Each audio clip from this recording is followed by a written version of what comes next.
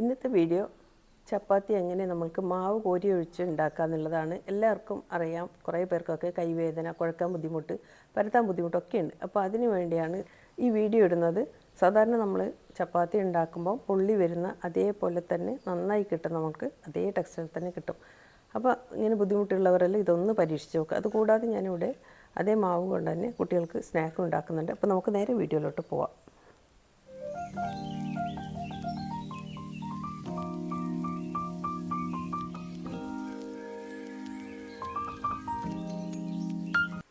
ഇതിനു വേണ്ടി ഞാൻ 1 കപ്പ് ഗോതമ്പ് പൊടി മിക്സിയിലേക്ക് ചേർത്ത് കൊടുക്കുന്നുണ്ട്. സാധാരണ ഞാൻ പാക്കറ്റ് ഗോതമ്പ് പൊടി തന്നെയാണ് ഉപയോഗിക്കുന്നത്. പിന്നെ 1/2 ടീസ്പൂൺ ഉപ്പും 2 ടീസ്പൂൺ ഓയിലാണ് ചേർത്ത് കൊടുക്കുന്നത്. വെളിച്ചെണ്ണയല്ല, സൺഫ്ലവർ ഓയിൽ. പിന്നെ 1 ടേബിൾ സ്പൂൺ പഞ്ചസാര, കുറച്ച് മഞ്ഞൾപ്പൊടി, 1/4 ടീസ്പൂൺ മഞ്ഞൾപ്പൊടി. പിന്നെ 1 കപ്പ് വെള്ളം ഞാൻ ഇതിനു വേണ്ടി എടുത്തിട്ടുണ്ട്. അതിൽ കുറച്ച് വെള്ളം ചേർത്ത് ആദ്യം നമുക്കൊന്ന് അടിച്ചെടുക്കാം. പിന്നെ ബാക്കിയുള്ള വെള്ളം കൂടി ചേർത്ത് കൊടുക്കണം. നമ്മൾ ഗോതമ്പ് പൊടി എടുത്തില്ലേ, അതേ അളവിൽ തന്നെയാണ് കേട്ടോ നമുക്കിതിന് വെള്ളം വേണ്ടത്. അപ്പോൾ കുറേശ്ശെയായി ചേർത്ത് വേണം അടിച്ചെടുക്കാൻ. പിന്നെ ഇതിലേക്ക് 2 ടേബിൾ സ്പൂൺ തേങ്ങ ചിരകിയത് കൂടി ചേർത്ത് കൊടുക്കുന്നുണ്ട്. ഇനി നന്നായി ഒന്ന് മിക്സ് ചെയ്യാം. ഇനി ഒരു പാൻ ചൂടാവാൻ വെച്ചിട്ടുണ്ട്. നന്നായി ചൂടാകുമ്പം അതിലേക്ക് മാവ് ഇതുപോലെ ഒന്ന് പരത്തി കൊടുക്കണം.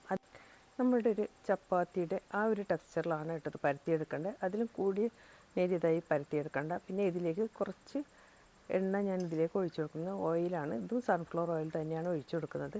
അപ്പോൾ നിങ്ങൾക്ക് വെളിച്ചെണ്ണയാണെങ്കിൽ സാധാരണ നിങ്ങൾ ചപ്പാത്തിക്ക് വെളിച്ചെണ്ണയോ നെയ്യോ എന്താണ് ഉപയോഗിക്കുന്നത് അത് ഒഴിച്ചു കൊടുക്കാം. ഇപ്പോൾ തന്നെ നിങ്ങൾക്ക് കാണാം ഇത് പൊങ്ങി വരുന്നത്.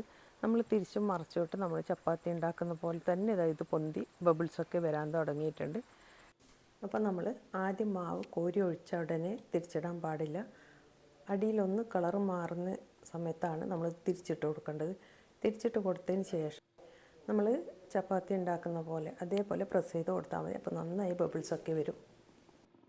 അപ്പോൾ എല്ലാവരും ഇതൊന്ന് പരീക്ഷിച്ച് നോക്കണം. നമ്മളിതിൽ പറഞ്ഞ അതേ അളവിൽ തന്നെ ഓയിൽ എടുക്കാനും പിന്നെ വെള്ളവും അതുപോലെ തന്നെ അതേ അളവിൽ തന്നെ എടുക്കാൻ ശ്രമിക്കണം.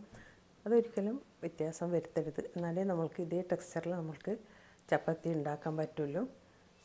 അപ്പോൾ നിങ്ങളെല്ലാം ഒരു പ്രാവശ്യമെങ്കിലും ഇതുണ്ടാക്കി നോക്കണം.